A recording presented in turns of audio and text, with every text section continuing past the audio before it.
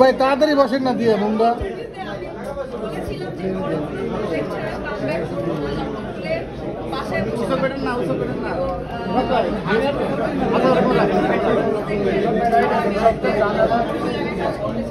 উনি এখানে বসার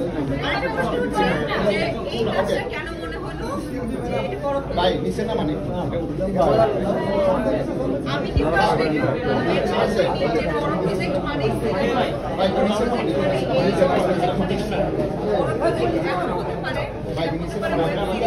সেটা হতে পারে সেটা হতে পারে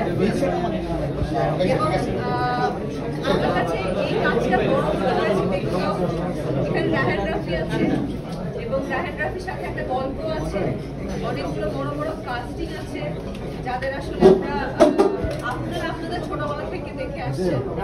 আমার কথাটা নাই বললাম, তো সবকিছু মানে মিলে মনে হচ্ছে যে এটা একটা ধামাকাদার কোনো কিছু হতে যাচ্ছে।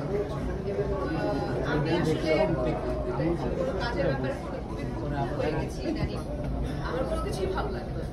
গল্প শুনি, একটা গল্প শুনি, না আমার ভালো লাগছে না, আবার এইটা ভালো লাগছে না, সেটা ভালো লাগছে না, সবকিছু মিলে মনে হচ্ছে এইটা পারফেক্ট প্রজেক্ট ফর মি, এবং এটা দিয়ে আসলে আমার কামব্যাক করলে ভালো।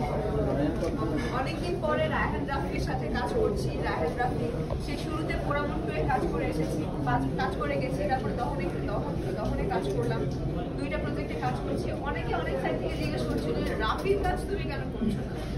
তো আসলে যেই কাজটা দিয়ে আসলে মানুষের মনে গেঁথে গেছিলাম, রায়হান রাফির পোড়ামন দিয়ে গেঁথে গেছিলাম, তো সেই জায়গাটা না আসলে নষ্ট করতে চাই না, যে না ও আচ্ছা ঠিক আছে যেন যেন কাজ করছে, পোড়ামন খুবই ভালো ছিল। তো এটা আসলে বলতেছি, মানে এই জিনিসটা আসলে করতে চাই না। পোড়ামন 2 থেকে তখন ভালো, তখনের থেকে ব্ল্যাক মানি ভালো হয়েছে। তো এই জিনিসটার জন্য অপেক্ষা করছিলাম, তাই এতদিন অপেক্ষার পরে ব্ল্যাক মানিতে কাজ করছি। That's it.